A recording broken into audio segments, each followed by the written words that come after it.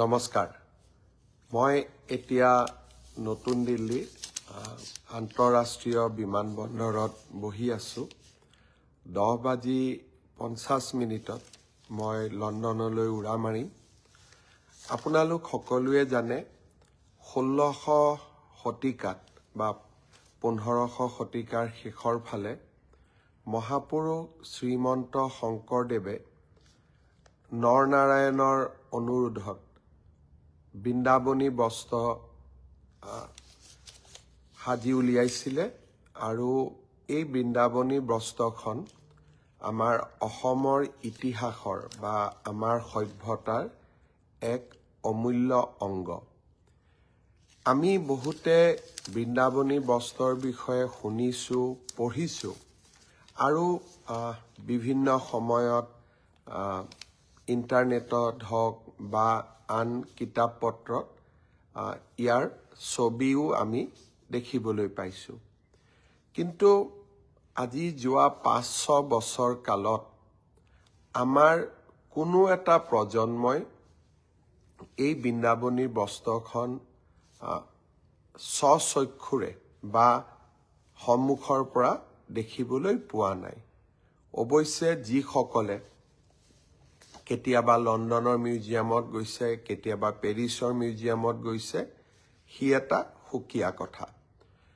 যোৱা কেইবছৰমান আগতে ময়ো লণ্ডনৰ মিউজিয়ামত এই পবিত্ৰ বৃন্দাবনী বস্ত্ৰভাগ দৰ্শন কৰিছিলোঁ বৃন্দাবনী বস্ত্ৰ বুলি ক'লে আমি চমুকৈ ইয়াকে বুজিম যে ভগৱান শ্ৰীকৃষ্ণই বৃন্দাবনত যি লীলা কৰিছিলে যাক আমি ৰাস মহোৎসৱৰ সময়ত আমি তাক বিভিন্ন ভাওনাৰ জৰিয়তে প্ৰতিফলন কৰোঁ সেই বৃন্দাবনত প্ৰভু শ্ৰীকৃষ্ণৰ লীলাক তাঁতশালেৰে মহাপুৰুষ শ্ৰীমন্ত শংকৰদেৱে এই বৃন্দাবনী বস্ত্ৰত অংকন কৰিছিল বৃন্দাবনী বস্ত্ৰত বকাসুৰ বধ কালিয়া দমন এই গোটেইবিলাক ঘটনা ইমান ধুনীয়া নিখুঁত চিত্ৰৰে সৈতে মহাপুৰুষ গৰাকীয়ে অংকন কৰিছিল যে তাক আমি নেদেখিলে আমি বুজিব নোৱাৰো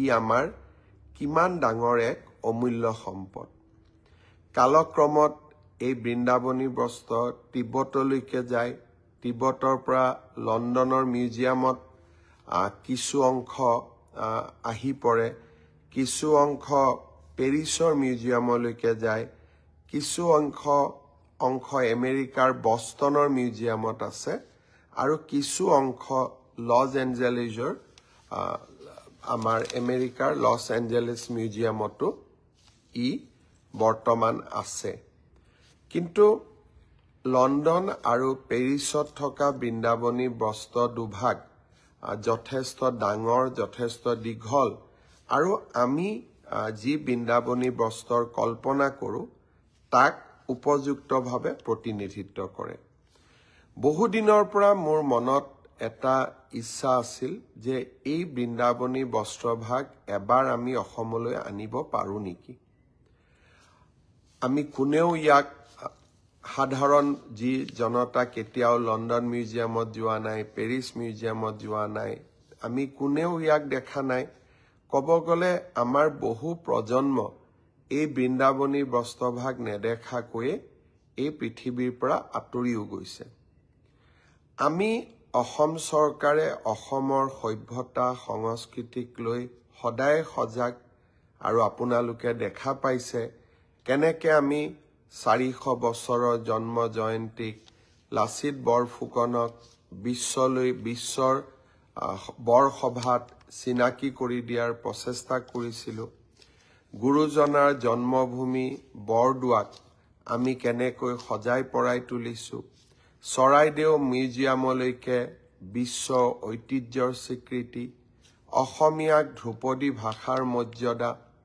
লোকপ্ৰিয় গোপীনাথ বৰদলৈ এক নতুন ৰূপত গোপীনাথ বৰদলৈৰ আদৰ্শক আমাৰ নৱপ্ৰজন্মৰ মাজলৈ লৈ অহা আৰু বিহু ঝুমুৰক কেনেকৈ আমি ৰাষ্ট্ৰৰ মঞ্চলৈ লৈ অহাৰ বাবে নিৰন্তৰ প্ৰচেষ্টা চলাই আছো অসমৰ সভ্যতা সংস্কৃতিক নৱপ্ৰজন্মৰ মাজত জীয়াই ৰখাৰ বাবে আমাৰ অবিৰত প্ৰয়াস আৰু প্ৰচেষ্টাৰ আন এটা অংশ আছিল যে আমি কেনেবাকৈ বৃন্দাবনী বস্ত্ৰভাগ অসমলৈ লৈ আহিব পাৰো নেকি। অহাকালি লণ্ডনৰ মিউজিয়ামৰ লগত আমাৰ আলোচনা আছে। JSW গ্ৰুপ, যাক আমি সজ্জন জিন্দাল তেখেতে এই গ্ৰুপটোক অনাৰশ্বিপ কৰে। তেখেতৰ মাক অসমৰ আছিলে, তেখেত বৰ্তমান হাৰিয়ানাৰ বিধায়িকা, আৰু সজ্জন জিন্দালৰ অসমৰ লগত বৰ্তমান কোনো ব্যৱসায়ো নাই, উদ্যোগো নাই। তেওঁলোকে আগভাগ লৈছিলে যে লণ্ডন মিউজিয়ামৰ লগত অসম চৰকাৰক প্ৰত্যক্ষ সম্পৰ্ক কৰোৱাই দিয়া, আৰু তেওঁলোকে দায়িত্ব লৈছে যে লণ্ডনৰ মিউজিয়ামে বিচৰা ধৰণে তেওঁলোকে অসমতো এটা মিউজিয়াম বনাব। এয়াৰ কণ্ডিশ্যন, টেম্পাৰেচাৰ গোটেইবিলাক থাকিব লাগিব, কাৰণ 500 বছৰৰ পুৰণা টেক্সটাইল এটা এতিয়া বহুত সেন্সিটিভ। অকণমানো যদি গণ্ডগোল হয় বস্ত্ৰভাগ জহি খহি যাব। এই গোটেই কথাবোৰ পৰীক্ষা কৰি বহুত চিন্তা কৰাৰ পিছত মোক লণ্ডনৰ মিউজিয়াম কৰ্তৃপক্ষই অহাকালি মাতি পঠিয়াইছে। ভাৰতৰ আমাৰ ৰাষ্ট্ৰদূতগৰাকীও ইয়াত ইনভলভ আছে। ভাৰত চৰকাৰ, প্ৰধানমন্ত্ৰী ডাঙৰীয়াই এই বিষয়ে খবৰ ৰাখিছে। যদি মহাপুৰুষগৰাকী আশীৰ্বাদ দিয়ে, গুৰুজনাই আশীৰ্বাদ দিয়ে, অহাকালি হয়তো আমি এখন লণ্ডন মিউজিয়ামৰ লগত বুজাবুজিৰ চুক্তি স্বাক্ষৰ কৰিম যে 2027 চনত আমি বৃন্দাবনী বস্ত্ৰভাগ অসমলৈ আনিম। চুক্তি স্বাক্ষৰ হ'ব। 2 বছৰ আমি এই মিউজিয়ামটো বনাব লাগিব। খানাপাৰাত তাৰ কাৰণে আমি মাটিৰো আবণ্টন দিছোঁ সাংস্কৃতিক বিভাগক। জিন্দাল গ্ৰুপে, সজ্জন জিন্দালে তাৰ পুঁজি দিব, তেওঁলোকে চাই দিব, তেওঁলোকে বনাই দিব, কিন্তু মিউজিয়ামটোৰ স্বত্বাধিকাৰ অসম চৰকাৰ হ'ব।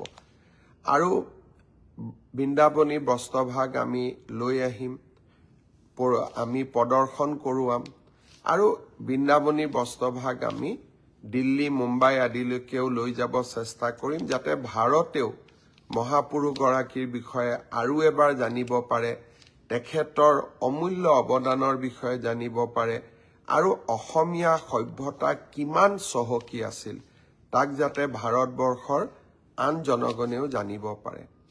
মিউজিয়ামটো হোৱাৰ ফলত আৰু এটা লাভ হ'ব যে আমি পৃথিৱীৰ বিভিন্ন মিউজিয়ামৰ পৰা আপুৰুগীয়া সম্পদসমূহ মাজে মাজে আমি অসমত আনি থাকিব পাৰিম, আৰু অসমৰ পৰাও আমাৰ সম্পদসমূহ আমি বিশ্বৰ আন আন মিউজিয়ামলৈকে পঠাব পাৰিম, আৰু আদান প্ৰদান এনেকৈ হৈ থাকিব।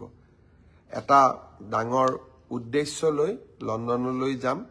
অসমবাসী ৰাইজৰ আশীৰ্বাদ বিচাৰিছোঁ, আৰু অহাকালি যদি গুৰুজনাৰ আশীৰ্বাদত সঁচাকৈয়ে লণ্ডন মিউজিয়ামৰ লগত আমাৰ চুক্তি স্বাক্ষৰ হয়, মই আপোনালোকক লগে লগে এই বিষয়ে অৱগত কৰিম।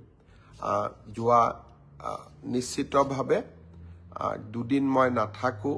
18 তাৰিখ ৰাতিপুৱাই অসমলৈ উভতি আহিম, আৰু সেইদিনাখনে আমি সকলোৱে জুবিন গাৰ্গৰ জন্মদিনটোত, উপজা দিনটোত আমি সকলোৱে অসমৰ চাৰিওফালে এটা বৃহৎ ৰক্তদান শিবিৰ আয়োজন কৰিছোঁ। 53টা স্থানত ৰক্তদান শিবিৰ অনুষ্ঠিত হ'ব। আমাৰ ভাৰতীয় জনতা পাৰ্টি, BPF, AGP, UPPL আৰু সদাশয় সকলো ৰাইজকে এই ৰক্তদান উৎসৱত বা ৰক্তদানৰ কাৰ্যসূচীত আমি যোগদান কৰিবলৈ অনুৰোধ কৰিছোঁ, যাতে আমি খুব বিনম্ৰতাৰে সৈতে জুবিন গাৰ্গৰ জন্মদিনটো পালন কৰিব পাৰোঁ। আৰু সেই উপলক্ষে মই চেষ্টা কৰিম যে মই 18 তাৰিখে যাতে উভতি আহিব পাৰোঁ, আৰু আপোনালোকলৈকে এই ভাল খবৰটো কঢ়িয়াই আনিব পাৰোঁ। পুনৰ এবাৰ আপোনালোক সকলোকে প্ৰণাম জনালোঁ, নমস্কাৰ জনালোঁ। বহুত বহুত ধন্যবাদ। জয় আই অসম, জয় হিন্দ, বন্দে মাতৰম।